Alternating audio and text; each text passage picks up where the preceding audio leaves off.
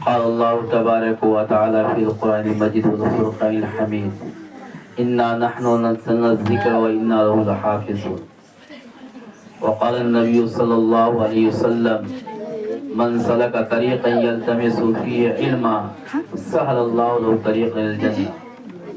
عزیز طلبہ اور سامعین کرام، آپ حضرات جو قرآن کریم کی تعلیم حاصل کر رہے ہیں، یہ قرآن اللہ کا کلام ہے اور اللہ تبارک و تعالی نے اپنے کلام کی حفاظت کی ذمہ داری خود لی ہے۔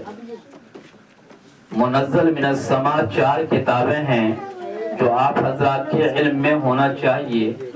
جو آسمان سے کتابیں نازل ہوئی وہ 4 ہیں، توریت، انجیل، زبور اور قرآن کریم۔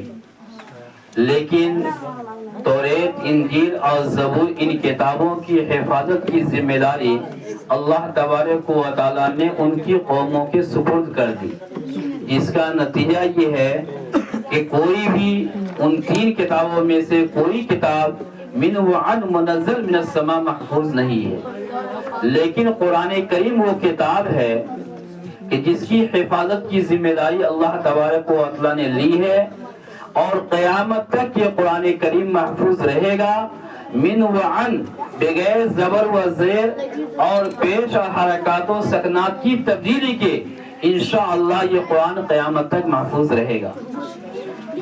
یہ اور بات ہے، اللہ تبارک و تعالی اپنے کلام کی حفاظت کے لیے جن کو تیار کر دے، جن سے اللہ چاہے وہ کام لے لے، وہ نصیب والا ہے۔ اللہ تبارک و تعالی اپنے کاموں کے لیے یا اپنے قرآن کی حفاظت کروانے کے لیے کسی کا محتاج نہیں۔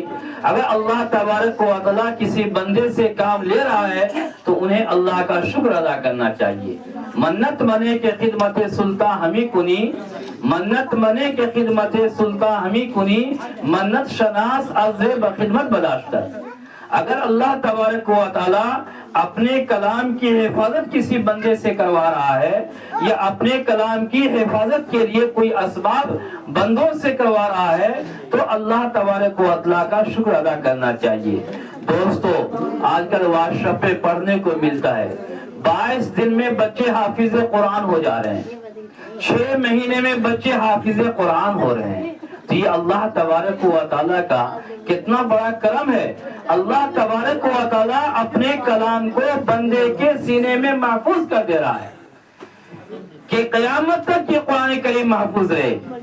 اورنگزیب ایک موقع سے جب حضرت مولانا رشید احمد گنگوئی رحمت اللہ علیہ ایک مکتب میں قرآن کریم پڑھا رہے تھے تو ایک سفید فام شخص آیا اور بچوں کے سامنے سے قرآن کریم کے نسخے کو اٹھا کر کے بوریوں میں ڈالنے لگا۔ رشید احمد گنگوئی رحمت اللہ علیہ نے پوچھا کہ ان قرآن کریم کو جو بوریوں میں ڈال رہے ہو اس کو کیا کرو گے؟ اس سفید فام شخص نے کہا کہ میں ان کو جلا کر راکھ کر دوں گا۔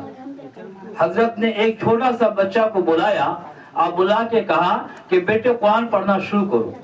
وہ بچہ قرآن پڑھنے لگا، 2-4 پارہ وہ بچہ قرآن پڑھ گیا زبانی، اور آپ نے کہا کہ اے سفید فام شخص، تم قرآن کے نسخے کو جلا دو گے، قرآن کے نسخے کو نظر آتش کر دو گے، سمندروں میں غرق کر دو گے، لیکن میرے چھوٹے چھوٹے بچے کے سینے میں جو قرآن کریم محفوظ ہے اس کو تم کیا کرو گے؟